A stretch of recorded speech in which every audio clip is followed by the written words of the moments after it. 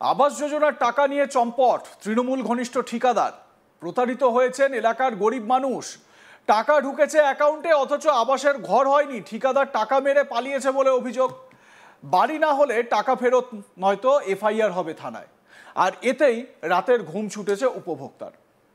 এতে করে অসৎ লোকের পাল্লায় পড়ে গরিব মানুষ প্রতারিত হচ্ছে। হুগলির বৈদ্যবাটি পুরসভার 22 নম্বর ওয়ার্ডের আদর্শনগর এলাকায় আবাস যোজনার বাড়ির টাকা এলেও বাড়ি তৈরি হয়নি। এলাকার এক তৃণমূল ঘনিষ্ঠ ঠিকাদার বাড়ি তৈরি করে দেবে বলে 2,63,000 টাকা নিয়ে উধাও হয়েছে বলে অভিযোগ বাড়ির উপভোক্তা নানু চক্রবর্তীর। তিনি এই ঘটনার বিষয়ে মহকুমা শাসক ও বৈদ্যবাটি পৌরসভা ও শ্রীরামপুর থানায় অভিযোগ জানিয়েছেন। জানা গেছে 3টে কিস্তিতে 3 লক্ষ টাকা আসে ওই মহিলার ব্যাংক অ্যাকাউন্টে। নানু চক্রবর্তীর দাবি 2,63,000 টাকা ধাপে ধাপে দিয়ে দেন স্থানীয় ঠিকাদার সন্দীপ মিশ্রা ওরফে সোনুকে। সেই টাকা পেয়ে বাড়ির ভিত থেকে অল্প কিছু কাজ করেন, তারপর বেপাত্তা হয়ে যায় ঠিকাদার। 2022 সালের স্কিমের টাকায় কাজ শুরু হলেও এখনো পর্যন্ত তৈরি হয়নি বাড়ি। বন জঙ্গলে ভর্তি হয়ে আসছে ওই জায়গা।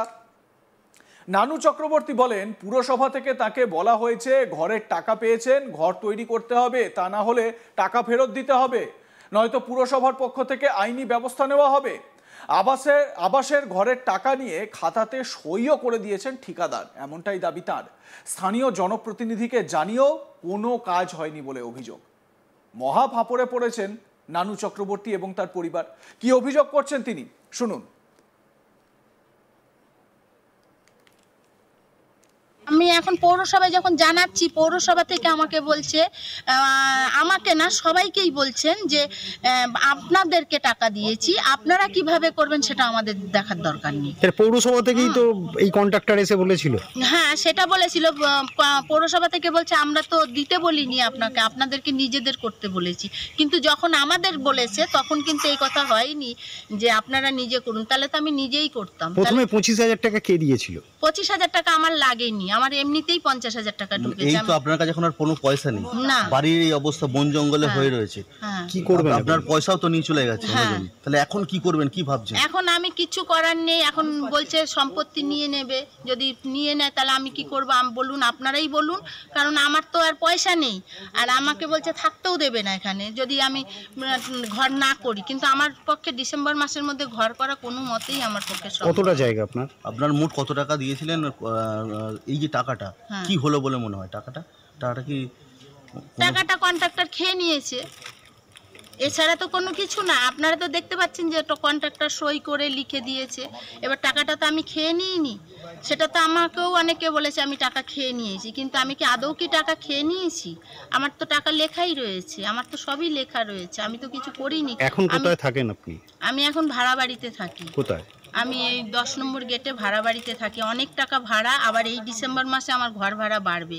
তাহলে এবার আমি আমার জায়গা থাকতে আমি এখন তাহলে ঘর ভাড়া দিয়ে কোথায় থাকবো আমি? আপনার পরিবারে কে কে আছে? আমার পরিবারে আমি একা, আমার মেয়ে আছে। আমার মেয়ে স্বামী নেয় না, আমার কাছেই থাকে আমার মেয়ে। আপনি জীবিত?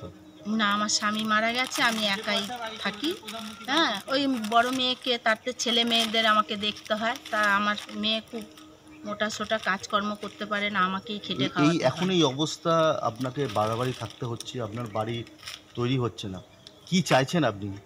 আমি চাইছি আমার বাড়িটা তৈরি হোক, যে করেই হোক। আমি পৌরসভা বা যেখানেই হোক, আমি দৌড়দৌড়ি করে যদি আমার বাড়িটা হয়, আমি সেটাই চাইছি। কোথায় কোথায় অভিযোগ করেছেন আপনি? আমি এখন বর্তমানে দেখছি যে আমার বাড়িটা যখন হচ্ছে না, ও কোথায় গেছে তাও পাচ্ছি না, ওকে খুঁজে, ওকে ফোন করলে পাচ্ছি না, কোনো কিছুতেই পাচ্ছি না। তখন আমি পৌরসভায় জানিয়েছি, বা আমি থানায় গিয়ে চিঠি করেছি যে এই ব্যাপার, আর ওর নামে কমপ্লেন করেছি। এখন দেখা যাক কি হয়। আপনার নামটা বলুন। নানু চক্রবর্তী। বৈদ্যবাটি পুরসভার চেয়ারম্যান পিন্টু মাহাতো বলেন, পুরসভার নিজস্ব কোনো ঠিকাদার নেই। আবাস যোজনার টাকা উপভোক্তার ব্যাংক অ্যাকাউন্টে সরাসরি যায়। কাকে দিয়ে কাজ করাবেন উপভোক্তাই সিদ্ধান্ত নেন। দুষ্কর্ম করলে সবাই বলে তৃণমূলের নেতা, আমি তৃণমূলের লোক, এর দায় তৃণমূল নেবে না। পুরসভা থেকে 3 লাখ টাকা দেওয়া হয়েছে, আমরা বলেছি বাড়ি কমপ্লিট করতে হবে, তা না হলে টাকা ফেরত দিতে হবে। কি বলেছেন পিন্টু মাহাতো, শুনুন। আর অভিযোগটা সম্পূর্ণ মিথ্যে। পৌরসভা কোনো ঠিকাদার নিয়োগ করে না, ঠিক আছে? যে আমরা বেনিফিশিয়ারিকে টাকা দিই, বেনিফিশিয়ারি বাড়ি করবে, সে কোন ঠিকাদারকে দিয়ে কি কাজ করাচ্ছে না করাচ্ছে আমরা তো বলে দিইনি। তার সাথে যে এগ্রিমেন্ট হয়েছে, তাকে যে ওয়ার্ক অর্ডারটা দেওয়া হয়েছে সেখানে কোনো জায়গায় বলা নেই যে ঠিকাদার দিয়ে কাজ করাতে হবে। আমাদের বলা হয়েছে যে আপনাকে এই ধাপে ধাপে টাকা দেওয়া হবে, এই ধাপে ধাপে এই কাজগুলো কমপ্লিট করবে। উনি নিজে থেকে যদি ঠিকাদার ঠিক করে কাজ করান সেই দায়টা তো পৌরসভার নয়, আমরা তো বুঝে নেবো ওনার থেকে। এইসব কারণের জন্যই এখন হাউজিং ফর অলের লাস্ট ফেজে এসছে। ওনার ঘুম ভেঙেছে একটাই কারণে, পৌরসভা নোটিশ দিচ্ছে, ডাকছে এবং লাস্ট নোটিশ গেছে যদি না বাড়ি কমপ্লিট হয় তার নামে এফআইআর করবো।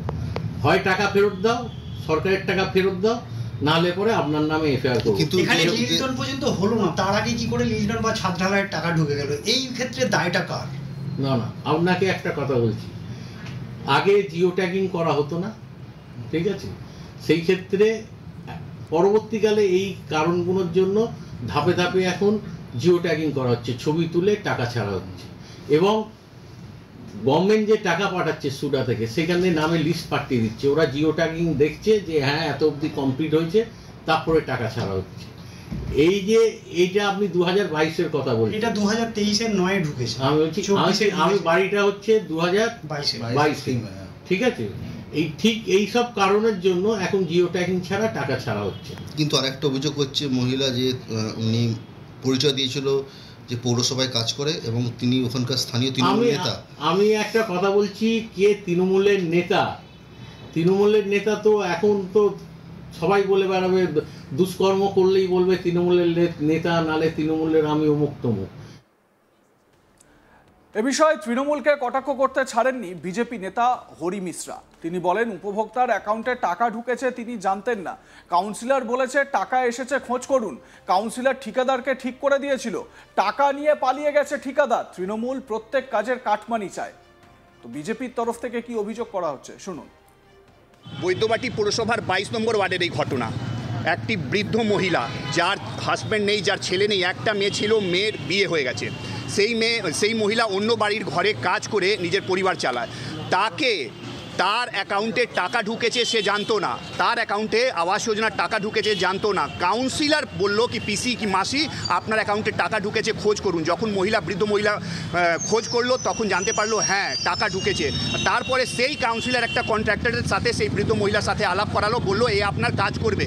কিন্তু কাজ করার পরে তারপরে যে কন্ট্রাক্টর আছে ও কি করলো, মহিলাকে বললো কি আমি ভালো করে কাজ করে দেবো, আপনার যে অ্যাকাউন্টে টাকা ঢুকেছে আপনি আমাকে দেবেন।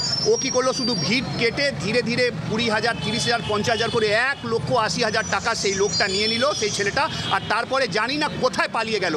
তারপরে সেই বৃদ্ধ মহিলা কাউন্সিলর কাছে গেছে, তো কাউন্সিলর বলছে কি আমি কি করব, আমি তো জানি না, সে পালিয়ে গেছে, আপনি যদি হয় তো এফআইআর করুন। আর তারপরে